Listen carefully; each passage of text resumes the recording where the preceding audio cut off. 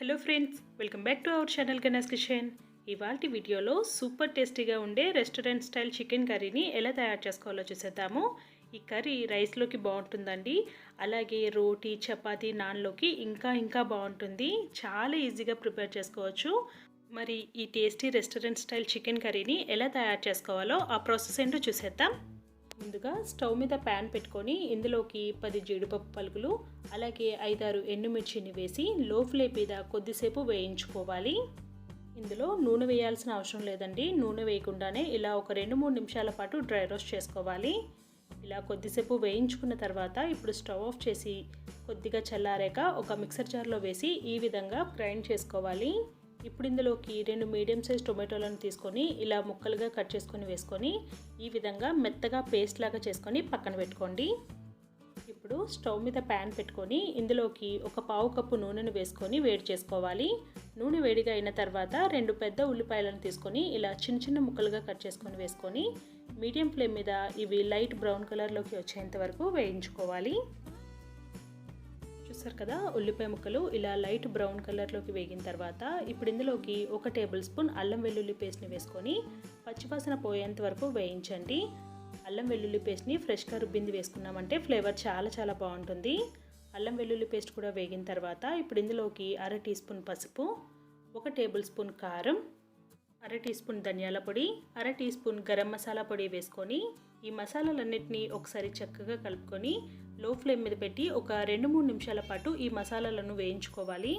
చూసారు కదా, ఈ విధంగా మసాలాలు చక్కగా వేగి నూనె పైకి తేలేంత వరకు వేయించుకున్న తర్వాత ఇప్పుడు ఇందులోకి 1/2 కేజీ శుభ్రం చేసుకున్న చికెన్ని వేసుకొని ఈ మసాలాలన్నీ ఈ చికెన్కి పట్టే విధంగా ఒకసారి చక్కగా కలుపుకోవాలి.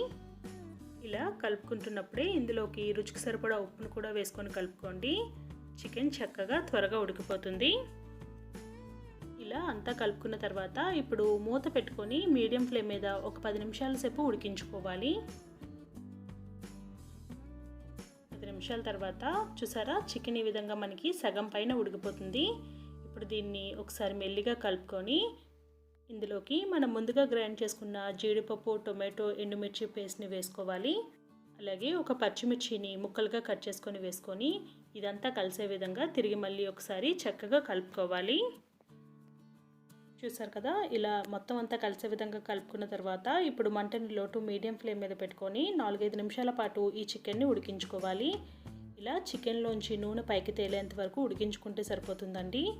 ఇప్పుడు ఇందులోకి 1/2 గ్లాస్ నీళ్లు వేసుకొని తిరిగి మళ్ళీ ఒకసారి చక్కగా కలుపుకొని లో టు మీడియం ఫ్లేమ్ మీద పెట్టుకొని ఇంకొక 2-3 నిమిషాల పాటు మూత పెట్టి ఉడికించుకోవాలి. చికెన్ ఆల్మోస్ట్ ఉడికిపోయింది కనుక ఎక్కువసేపు ఉడికించాల్సిన అవసరం లేదండి. జస్ట్ ఒక 2-3 నిమిషాల పాటు మీడియం ఫ్లేమ్ మీద ఉడికించుకుంటే సరిపోతుంది. ఆఖరిగా దీనిపైన క్రష్ చేసుకున్న కసూరి మెతిని వేసి ఒకసారి కలుపుకొని సర్వ్ చేసుకుంటే ఎంతో టేస్టీగా ఉండే restaurant style chicken curry ready అయిపోయింది. చాలా టేస్టీగా ఉంటుందండి. ఒక్కసారి ఈ విధంగా ట్రై చేసి చూడండి. ఎప్పుడు ఇలానే చేసుకుంటారు, అంత బాగుంటుంది. మీరు కూడా ఒకసారి తప్పకుండా ట్రై చేసి మీకు ఎలా కుదిరింది అన్నది మీ అమూల్యమైన ఫీడ్బ్యాక్ని మాతో కామెంట్స్లో తెలియజేయండి. మీకు కనుక ఈ వీడియో నచ్చినట్టయితే ప్లీజ్ లైక్ చేసి షేర్ చేయండి. మరిన్ని టేస్టీ రెసిపీస్ కోసం గణేష్ కిచెన్ ఛానల్ని సబ్స్క్రైబ్ చేసుకొని పక్కనే ఉన్న గంట సింబల్ని యాక్టివేట్ చేసుకోండి. దీనివల్ల మేము పెట్టే లేటెస్ట్ వీడియోస్ అన్నీ మీకు నోటిఫికేషన్గా వచ్చేస్తాయి. Thank you for watching this video.